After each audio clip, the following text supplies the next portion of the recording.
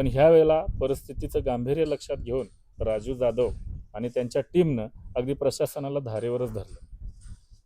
विद्या वसंत पार्कमध्ये बऱ्याच वर्षापासून गटर आणि ड्रेनेजची समस्या आढळत होती आणि ही समस्या बऱ्याच दिवसातून सुटण्याच्या मार्गावर आहे. त्या संदर्भात इथल्या त्रस्त जे नागरिक आहेत त्यांच्या प्रतिक्रिया आपण जाणून घेतोय. तर इथली प्रामुख्यानं काय समस्या होती आणि ते सोडवण्यामध्ये कशा पद्धतीचं कोणाचं बहुमूल्य साथ लागली, तुम्हाला कसं आता वाटतंय या संदर्भातली प्रतिक्रिया द्यावी. गेले 7-8 वर्षापासून आमच्या सांडपाण्याचा गटरच्या पाण्याच्या प्रश्नासाठी आम्ही इथं लढाई लढत आहोत महानगरपालिकेशी.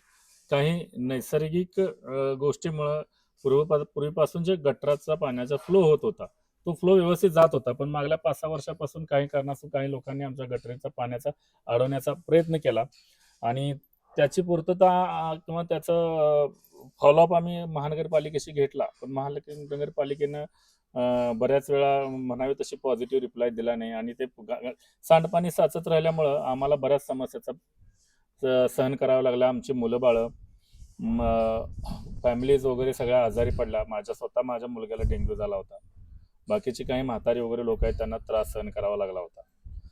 पण मागच्या 2 महिन्यापासून तर परिस्थिती एवढी वाईट झाली की आम्हाला घरी सुद्धा राहणं मुश्किल झालं. असं वाटायला लागलं की कामावर नेतावेळी त्या कॉलनीत येऊच नये, कुठेतरी बाहेरच राहावं अशी परिस्थिती निर्माण झाली होती.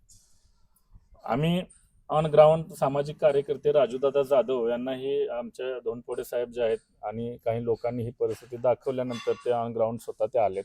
त्यानंतर ते गंभीर समस्या बघून त्यांनी आमच्या कॉलनीच्या सर्वांनी निवेदन घेऊन आम्ही महानगरपालिका प्रशासनाला दिलं. महानगरपालिका प्रशासनाला आम्ही याच्या अगोदर सुद्धा बरीच निवेदने दिली होती, पण कोणी जागं झालं नाही. पण ह्या वेळेला परिस्थितीचं गांभीर्य लक्षात घेऊन राजू जाधव आणि त्यांच्या टीमनं अगदी प्रशासनाला धारेवरच धरलं.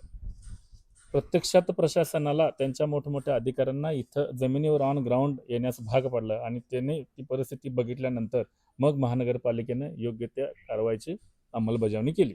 पण ही कारवाई अंमलबजावणी करत असताना खरोखर जे सहकार्य लाभलं ऑन ग्राउंड 2 ते 3 दिवस राजू जाधव आणि त्यांच्या टीमनं इथं राहून ह्या गोष्टीचं आम्हाला पूर्वपदावर जी परिस्थिती होती ती परिस्थिती पूर्वपदावर आणून दिली आणि जे घाणीचं साम्राज्य होतं त्या साम्राज्यापासून माझी कॉलनीतील इतर नागरिकांची मुक्तता करून आम्हाला आमचा जो मूलभूत प्रश्न एका नागरिकाचा जो मूलभूत प्रश्न असतो त्या प्रश्नाचं आमचं सोडवणूक केल्याबद्दल त्यांच्या टीमचे मनापासून आभार.